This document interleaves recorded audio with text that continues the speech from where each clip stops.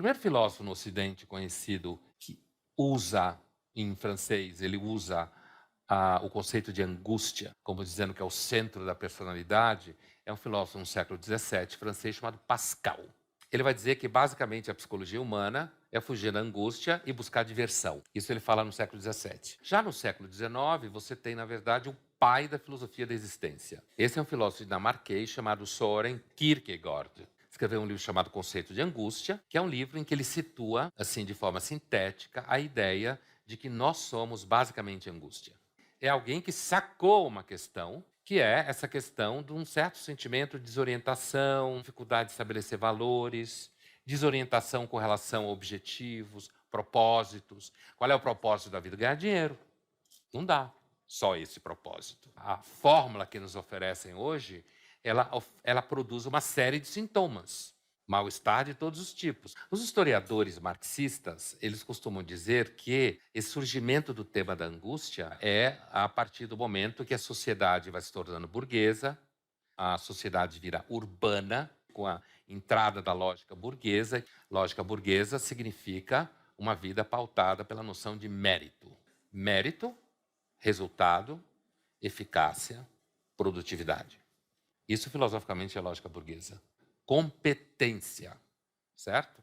Quando você sente que você está perdendo espaço porque alguém mais competente do que você apareceu e você precisa competir com essa pessoa o tempo inteiro, a ideia da lógica burguesa é que isso virou sistema. Isso está em toda parte. Quando você procura um coaching para ele ensinar para você que você tem que prosperar em tudo e tem que pensar em si mesmo como uma empresa, já ouviu isso por aí?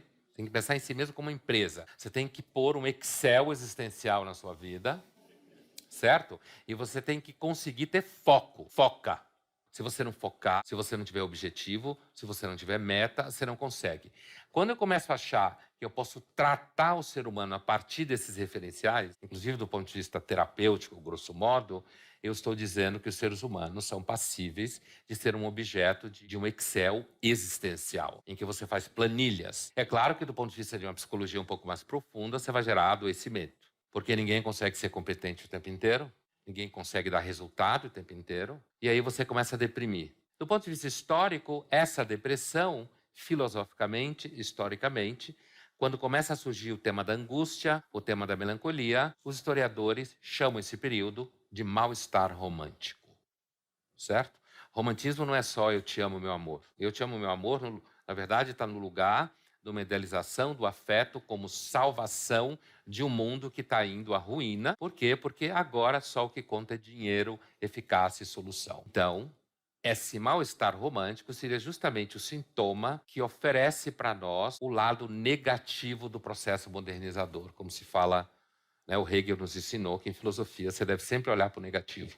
O olhar negativo, o que que é? O olhar negativo não é propriamente olhar pessimista. É perceber que, à medida em que a dinâmica da vida vai tornando complicado a cria e a lida com pessoas que dependem de você, ou você terceiriza, ou você resolve o problema não tendo. Isso é o olhar negativo.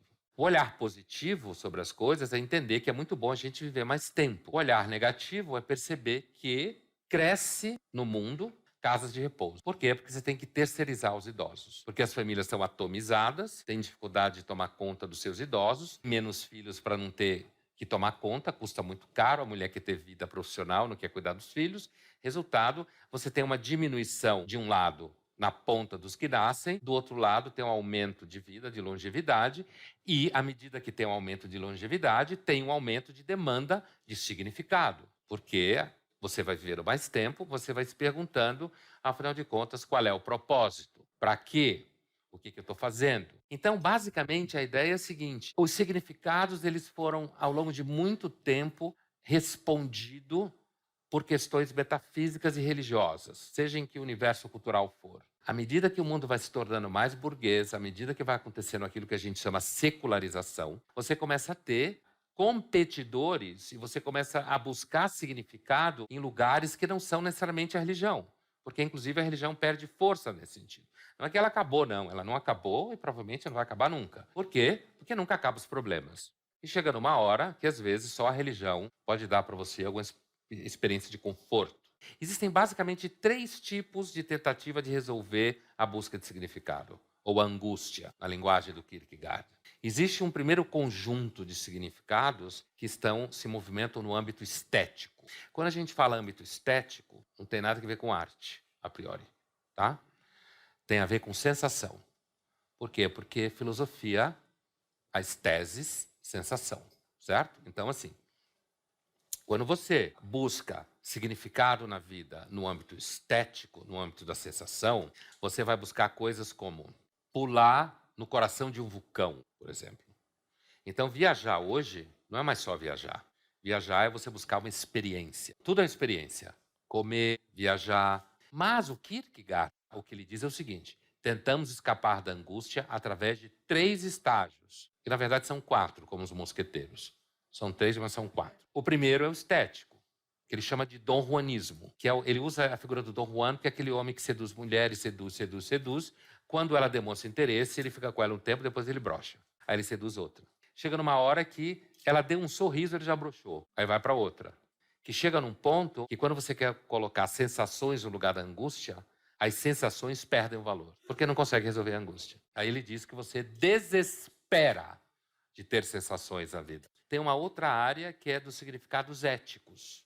Significados éticos é o quê? Eu sou uma pessoa boa, eu sou uma pessoa pura, eu sou uma pessoa honesta. Quando você acha que você vai ser uma pessoa completamente ética na vida, uma pessoa super correta, não vai dar certo.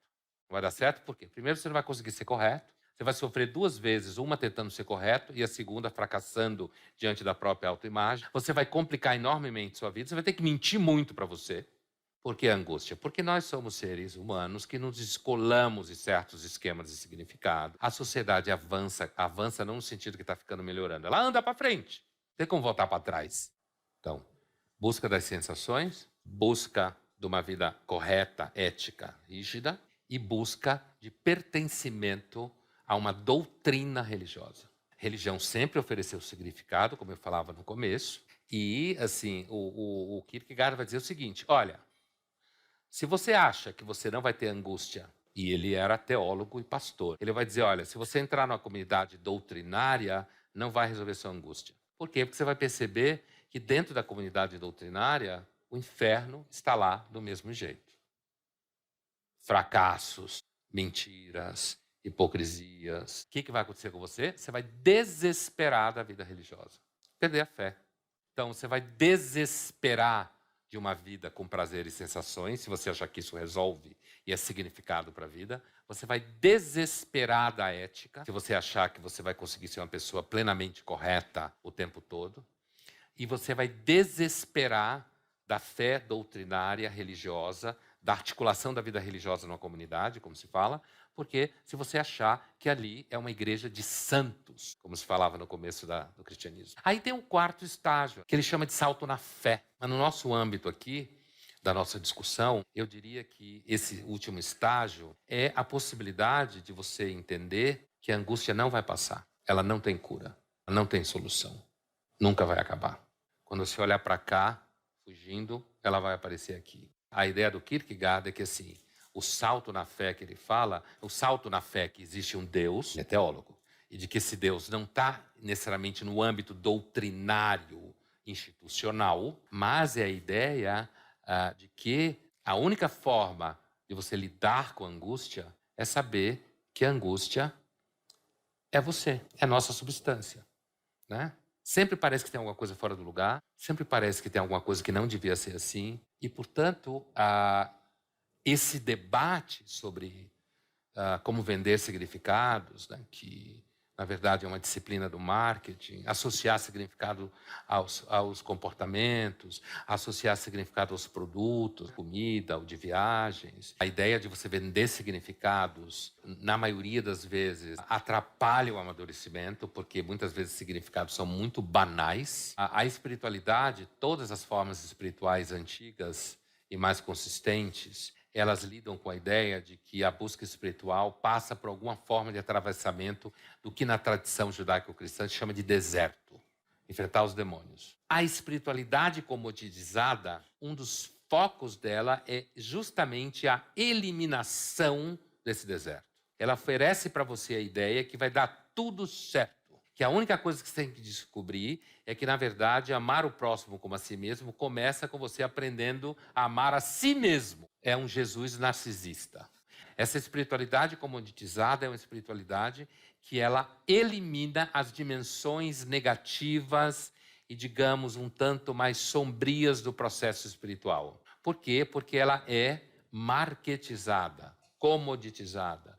Porque a preocupação dela é fazer com que você compre ela. E comprando ela, você consiga usufruir, e a relação comercial, inclusive com quem está vendendo, você consiga usufruir uma ideia de que, no final das contas, Deus criou o universo inteiro para você. Então, assim, caros irmãos, eu espero que tenha ficado claro para vocês essa ideia, que assim, o mundo contemporâneo repleto de adultos infantis, esses adultos infantis, nesse universo, serão adultos que acabam comprando significados que são meio fracos e meio fakes, quando, na verdade, o amadurecimento estaria mais perto de uma certa lida com a angústia, com a ansiedade, com a insegurança, com a incerteza, que todo esse conjunto de elementos parece que o amadurecimento, a não infantilidade, a aceitação do amadurecimento está mais associado a perceber que às vezes não é claro o propósito, não tem significado. E por incrível que pareça, talvez nesses momentos você consiga respirar melhor.